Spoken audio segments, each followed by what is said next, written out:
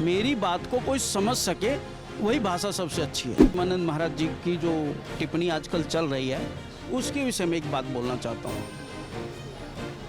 पहला प्रेम बहुत अटूट था, बहुत गहरा था, जीने मरने की कस्में खा रहे थे। फिर दूसरा प्रेम क्यों हुआ? उन्होंने अगर किसी कारण से इस बात का विरोध किया है कि जैसे जैसा जो भी विषय रहा है बच्चों को सबको पता है, अब वो उनका लेवल है ज्ञान का। संतों को सुने, संतों को समझे, उनकी कोई अच्छी बात है अमल कर लीजिए, खराब बातें छोड़ दीजिए। आपको पूरा अधिकार है, आपको जो मर्जी कीजिए। उन्होंने अपने विचार रखे, विचार तो कोई भी रख सकता है, और भी तो लोग विचार रख रहे हैं। जिस तरीके से स्वामी प्रेमानंद जी महाराज और महाराज अनिरुद्धाचार्य विवादों के घेरे में आए थे, अब देखा जा रहा है कि संत समाज के अंदर ही कहीं ना कहीं बयानबाजी चालू हो चुकी है। जिस तरीके से रामभद्राचार्य जी ने कहा कि प्रेमानंद मेरे सामने एक शब्द संस्कृत का नहीं बोल सकते, और वहीं उनके विरोध में यानी प्रेमानंद के समर्थन में अभिमुक्तेश्वर आनंद आ जाते हैं जो कि शंकराचार्य हैं। अब संत समाज के अंदर जो इतनी चर्चाएँ चल रही उस पर बातचीत करने के लिए हमारे साथ खास मेहमान जा रहे माने देश के ज्योतिष किशन महेश्वरी जी मौजूद हैं। सर, किस तरीके से देख रहे हैं संत समाज के अंदर जो विरोधाभास हो रहा है? एक कोई प्रेमानंद जी की वकालत करता है तो कोई कहता है कि मेरे सामने संस्कृत नहीं बोल सकते। किस तरीके से देख रहे हैं? ज्ञान एक अलग विषय है, भाषा एक अलग विषय है। मैं इंग्लिश अच्छी जानता हूँ, संस्कृत नहीं जानता हूँ। संस्कृत अच्छी जानता हूँ, हिंदी अच्छी नहीं जानता हूँ। इससे क्या लेना देना? मेरी बात को कोई समझ सके वही भाषा सबसे अच्छी है। पहली बात तो ये। दूसरी बात, संत को पहले समझें, संत क्या है। संत को समझने के लिए थोड़े दिनों के लिए संत बने, तब आप संत को समझ पाएंगे। रही प्रेमानंद महाराज जी ने और एक महाराज जी और जो भी हैं रामभद्राचार्य, हाँ, उन्होंने जो कुछ भी कहा XYZ, वो तो मुझे ज़्यादा ज्ञान नहीं, परंतु एक बात मैं प्रेमानंद महाराज जी की जो टिप्पणी आजकल चल रही है उसके विषय में एक बात बोलना चाहता हूँ। पहला प्रेम बहुत अटूट था, बहुत गहरा था, जीने मरने की कस्में खा रहे थे। फिर दूसरा प्रेम क्यों हुआ? और दूसरा प्रेम बहुत अच्छा चल रहा है तो पहले प्रेम की याद क्यों आ रही है?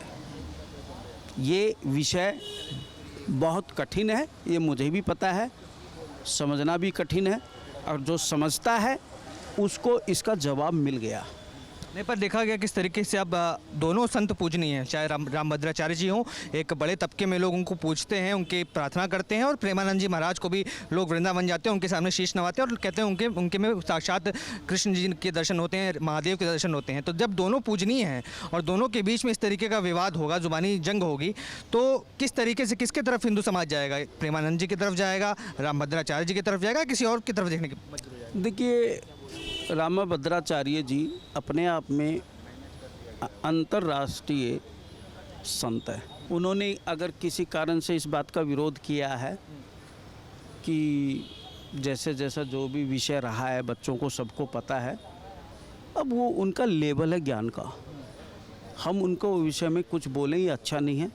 मेरा इतना ही कहना है, संतों को सुने, संतों को समझे, उनकी कोई अच्छी बात है अमल कर लीजिए, खराब बातें छोड़ दीजिए। लोगों को, जो आजकल की युवा पीढ़ी है, उनको लिव इन कल्चर बड़ा पसंद है। वो एक साथ रहना चाहते हैं, पहले एक दूसरे को समझना चाहते हैं, टेस्ट ड्राइव जैसी चीज़ों में बिलीव करते हैं, तो उनके हिसाब से वो सही है। अब संत कह रहे हैं ये गलत है, तो उनके बीच में विरोधाभास जब रहा है ना कि अगर रहना हमें है, कपड़े हमें पहनने हैं, किसी के साथ रहना ना रहना हमारी मर्जी है, तो संत कौन होता है बोलने में?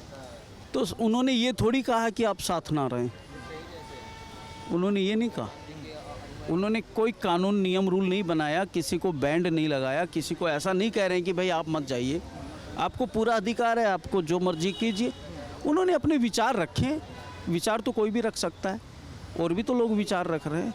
नहीं, पर अगर कोई कथावाचक, जो हिंदू समाज के बड़े कथावाचक, वो किस तरीके से के शब्दों का प्रयोग करेंगे कि 24-25 की उम्र तक आते आते लड़कियां 4 जगह मुंह मार के आती हैं, तो कहीं ना कहीं विरोध तो उनको सामना करना पड़ेगा। देखिए, ये थोड़ा बोलने में कठिन विषय है, बोलना नहीं चाहिए, इस तरह नहीं बोलना चाहिए जिस तरह अभी आपने मुझसे पूछा। परंतु मेरा अपना अध्ययन ये कहता है कि उन्होंने जो बोला है उसको पूरा सुनो, समझो, उस पर अध्ययन करो, आपको सही लगता है अमल कर लीजिए, सही नहीं लगता है तो आप तो फिर लोकतंत्र देश में रह रहे हैं, आप कहीं जाइए, कुछ भी कीजिए। वो किसी को कहीं मेरे ख्याल से उन्होंने तो नहीं कहा कि भाई मैं वहाँ खड़ा हूँ तुम ये मत करो। आपको पूरा अधिकार है, आप अपनी जीवन अपनी शैली अपने ढंग से जीजिए। हम इस विषय में नहीं बोल पाएंगे, परंतु इस विषय में ज़रूर बोलेंगे।